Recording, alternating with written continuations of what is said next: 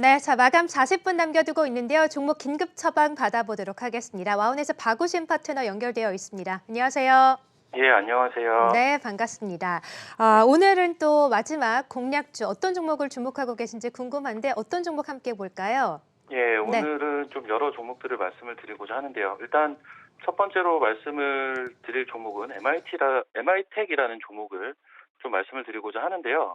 일단 이 MI텍 같은 경우는 상장한 지 그렇게 오래된 회사는 아닙니다. 뭐 1년은 조금 넘게 지금 상장한 기간이 좀 소요가 된 업체인데, 사실 이렇다 할 시세가 없다가 최근 들어서 이제 바닥권에서 돌아서는 모습들을 좀 보여주고 있다라고 기술적으로는 보여줄 수 있을 것 같은데요.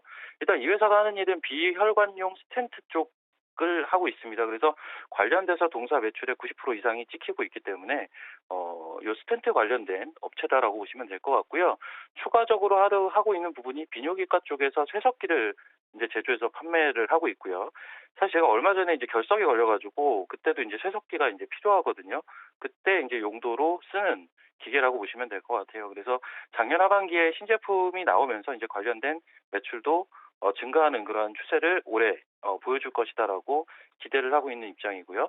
일단 동사의 주력 품목인 그 스텐트 같은 경우는 기본적으로 국내 최초로 소화관용 스텐트를 개발한 업체입니다. 그래서 관련된 모멘텀을 보유하고 있고, 아직까지 이제 주가 흐름 자체가 바닥권에서 움직였던 가장 큰 이유 자체는 역시나 이제 많은 분들이 이제 그런 얘기들을 하세요. 주가가 바닥에서 올라오고 있는 종목들한테 어떤 실적이 지금 당장 많이 찍히는 것들을 많이 기대하시는데, 사실 꼭 역으로 생각하면은 실적이 지금 좋으면은 주가가 바닥에 있을 리가 없어요. 그래서 향후에 실적이 좋아질 수 있는 기업을 찾아내야 된다라는 판단을 하고 있고요.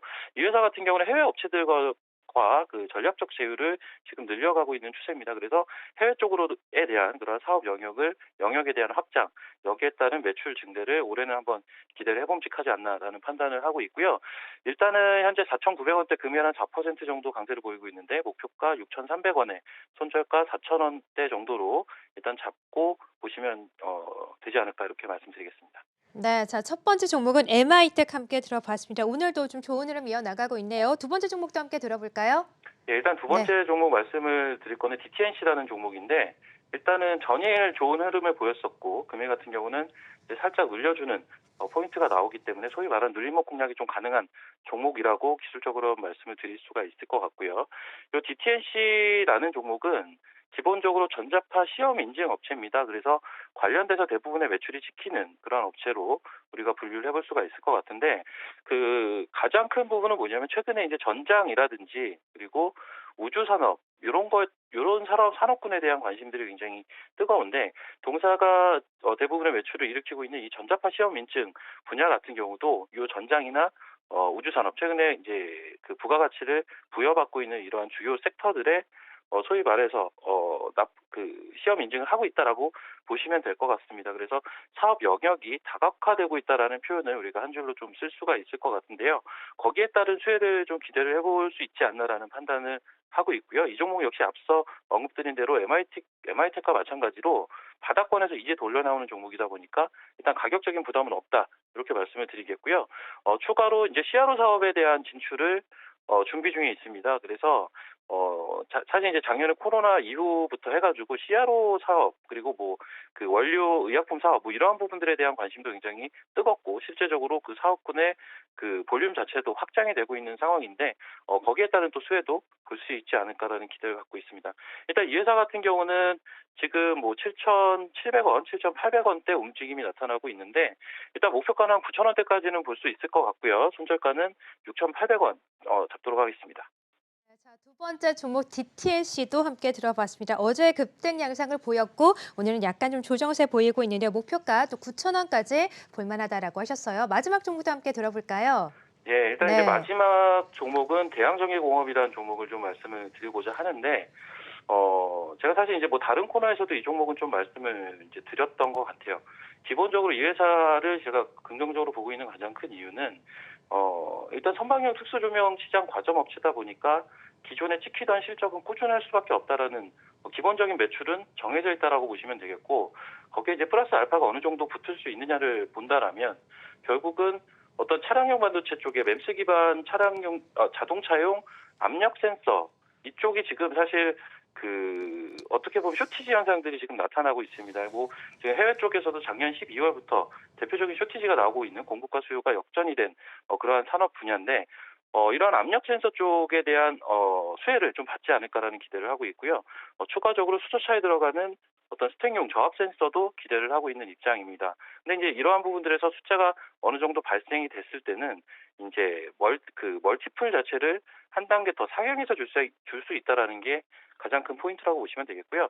일단 이 종목 같은 경우는 최근에 증시가 좀 혼란스러운 과정에서도 꾸준하게 상승 추세가 유지가 되고 있는 상황입니다. 일단 현재 18,000원대 움직이고 있는데 목표가는 이 종목은 조금 길게 봐서 중기적으로 한 25,000원 말씀을 드리겠고요. 손절가는 16,500원 제시를 하도록 하겠습니다. 네, 자 오늘은 세 종목 다양하게 들어봤습니다. MI텍 그리고 DTNC, 대양전기공업까지 대양전기공업은 또 목표가 25,000원까지 주셨습니다. 자, 세 종목 함께 들어봤고요. 박우신 파트너와 함께했습니다. 고맙습니다. 예, 감사합니다.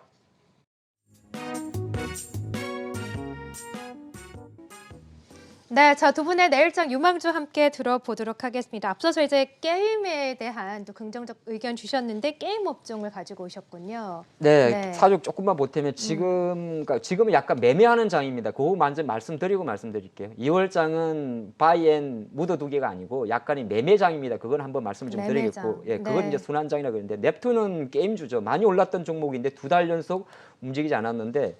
넵툰 같은 경우는 이제 옛날 게임 한 뭐 4천성 이런 거 생각날 수 있는데 가장 중요한 거는 넵툰의 주가를 보는 관점에서는 크래프톤입니다. 바로 배틀그라운드를 만든 게임사 개발사 크래프톤이 이제 올해 우리나라 2021년 증시에서 가장 큰 모멘텀이 크래프톤, 카카오뱅크 상장 뭐 몇 가지 아니겠습니까? 근데 크래프톤은 지금 시장에서는 4월달, 5월 정도에 5월이라 그랬다가 4월이라 약간 확정은 안 됐습니다만 현재 상태에서 상반기 IPO가 되게 유력하고요. 그럼 이제 넵툰은 대표적으로 크래프톤 지분 물론 많지는 않습니다. 8만 주 정도니까. 근데 이것도 넵툰은 처음에는 16만 주였어요. 그러다가 3년 전에 200억 정도 챙겼습니다. 그래서 지금은 작년 3분 보고서 기준으로는 8만 6,606주를 갖고 있을 거예요. 그러면 이제 한 1% 정도 지분을 갖고 있는데 그것만 가지고 넵툰을 투자할 수는 없죠. 그럼 어디가 포인트냐? 최근에 카카오 게임즈가 원래 넵툰의 2대 주주였는데 10%를 있었는데 1930억을 투자를 하게 됩니다. 카카오 게임즈가. 근데 카카오 게임즈가 1900억을 투자하면서 넵툰은 최대 주주 30% 올라갑니다. 원래 카카오 게임즈하고 카카오하고 넵툰은 계속적으로 비즈니스 협력 관계를 강화했고 카카오 입장에서는 이번에 넵툰의 최대 주주가 되면서 오히려 이제 서로의 시너지를 노리는 건데 그럼 1935억이 언제 들어오느냐? 납입일이 있는데요. 보통 정자 공시하고 납입하는 날짜가 있습니다. 은행에 넣는 날짜. 그게 네. 예, 금요일입니다. 그러니까 저는 어제부터 움직인 게 주가가 최근 2달 동안 움직이지 않았습니다만은 카카오가 설마 1950억 안 넣겠습니까? 그러면 저는 카카오 삭제하겠습니다. 개인적으로.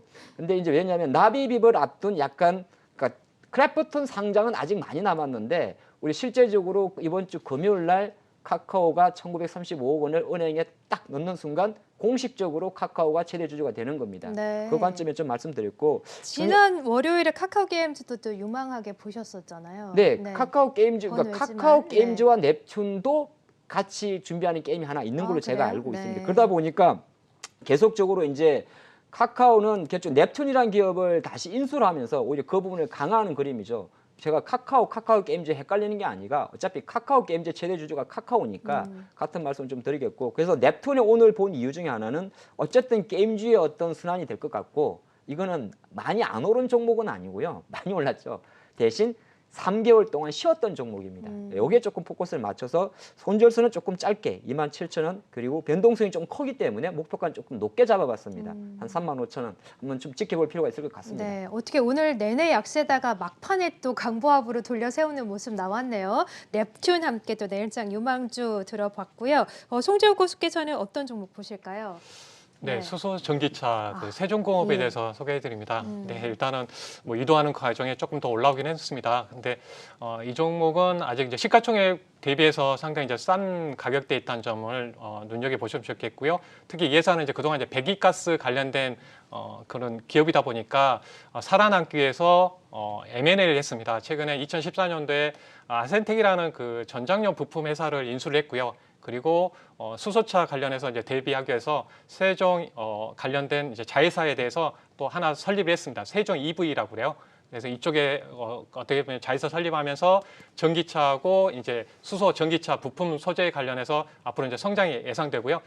이 회사가 이제 그 성장 모멘텀이 되는 부분이 이제 금속 분리판입니다. 그래서 이 부분을 보게 되면 예전에 이제 현대제철에 그 현대차에서 물량을 주면서 현대제철이 한번 급등한 적이 있었습니다. 그만큼 이쪽에 비중이 크거든요. 한 대당 들어가는 그 금속 분리판의 그 비용으로 보게 되면 수백만 원 정도의 그 가격이기 때문에 이 납품에 한번 하게 되면 상당히 이익 개선세에서 상당히 기대되는 쪽입니다. 그래서 이쪽 세종공업 관련해서 관심이 가졌으면 좋겠고요.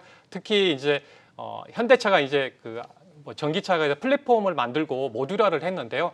아마 이제 도요타라든지 이쪽에 경쟁을 해야 되기 때문에 이 수소 전기차에서도 이제 모듈화 작업을 이어줄 거로 봅니다. 그래서 어떻게 보면 이제 앞으로 이제 현대 모비스를 통해서 상당히 같이 성장해 나갈 걸로 보이고요. 현대제철하고 세종공업 이원화 전략에 따라서 앞으로 좀 성장을 이어갈 걸 보기 때문에 관심을 가지고 좀 보셨으면 좋겠습니다. 그래서 지금 추세로 봤을 때는 한번 움직일 경우 상당히 이어갈 걸 보기 때문에 목표가는 한 15,000원, 손절가는 9,500원을 보시면서 대응하시면 좋을 것 같습니다. 네, 저는 송재우 고수께서는 세종공업을 또 내일장 유망주로 함께 주셨습니다.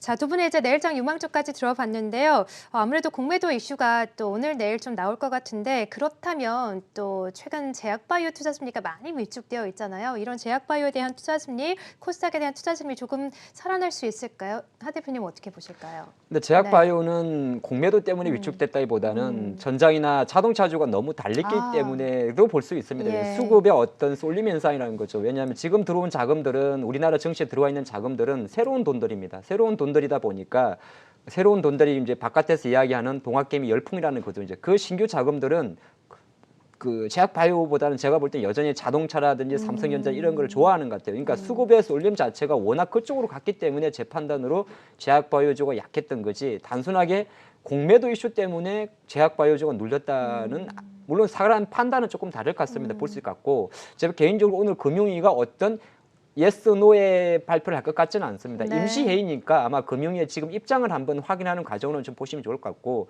뭐 공매도 이슈는 워낙 지금 3월 15일까지 좀 뜨겁기 때문에 좀 지켜보시는데 일단은 지금 그걸 미리 준비하는 입장에서 뭐 대응할 건 좀 아닌 것 같아요. 이거 우리가 결정할 수 있는 내용이 아니기 때문에 좀 시장 추이를 지켜보고 제가 조금 최근에 여러 가지 언론 보도를 취합을 해보면 가장 중요한 게 3월 15일 재개가 중요한 게 아니고 행평성을 어떻게 맞춰줄 거 아닙니까? 그 부분에 대한 이야기를 조금 더 주목하는 게 좋을 것 같습니다. 네, 송재우 고수께서도 짤막하게 그러면 제약바이오 언제 살아날 수 있을까요?